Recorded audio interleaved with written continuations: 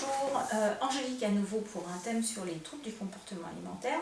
Cette petite vidéo s'adressant principalement à l'entourage des patients qui souffrent de troubles du comportement alimentaire. Et en même temps, chers patients, chères patientes, vous pouvez écouter, non pas pour culpabiliser, parce que j'entends souvent on se sent coupable d'être malade et de faire du mal à sa famille, du mal à son conjoint.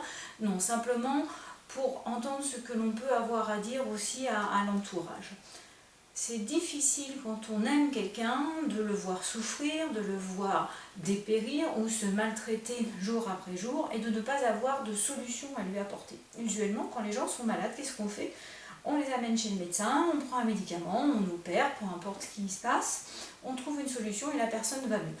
Et souvent, l'entourage donne un coup de main.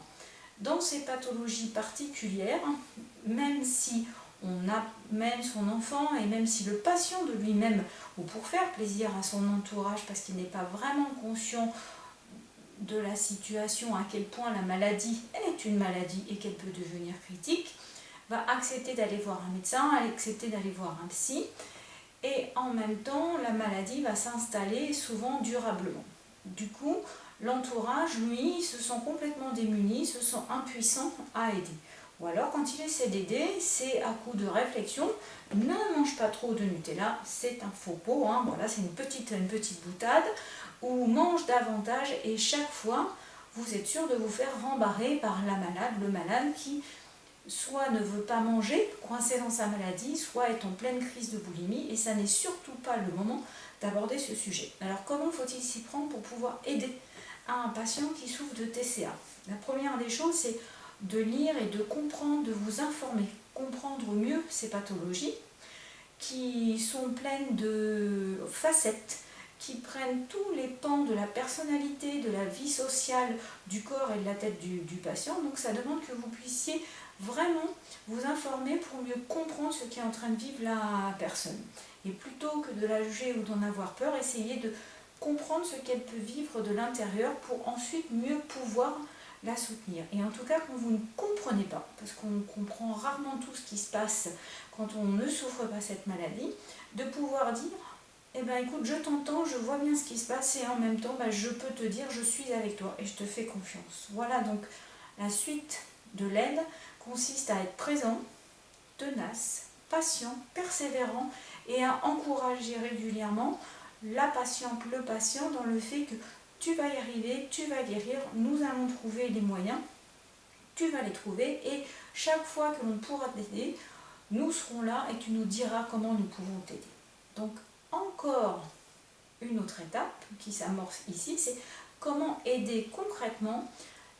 Vous pouvez aider si tant est que le patient ou la patiente ait suffisamment déjà travaillé sur lui avec son thérapeute pour voir comment il peut s'y prendre au quotidien pour faire évoluer ses comportements, changer ses modes de pensée, faire évoluer sa communication, sa relation aux autres.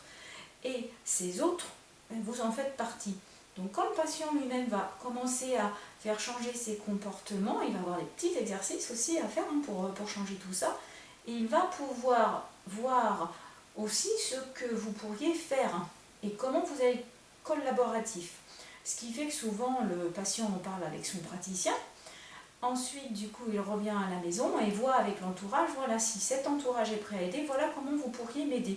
Peut-être que l'aide, au fond, c'est de cacher le pot de Nutella, en l'occurrence, ou peut-être que l'aide, c'est de se dire, écoute, tu caches pas le pot de Nutella, mais quand je l'ouvre pour le goûter, ce sera juste une tartine et je te demande de rester proche de moi et que nous goûtions ensemble. Non pas pour que tu me dises, attention, tu en manges trop, tu ne manges pas assez, mais simplement pour dire, on passe à un moment partagé, on prend chacun notre tartine et ensuite on range le pot de Nutella. Voilà, donc c'est vraiment une aide qui se pense, qui sera évolutive et que l'on doit mettre au point, non pas parce que le parent, l'entourage décide que c'est bien d'aider comme ça, mais parce qu'on aura travaillé côté patient à comment je vais accepter d'être aidé. Et quand ces deux choses-là se rencontrent, on rentre dans une relation qui peut ouvrir à des avancées et qui est vraiment thérapeutique dans les deux sens. Thérapeutique parce que le patient va avancer et vraiment thérapeutique parce que l'entourage va sortir des incompréhensions et de l'impuissance.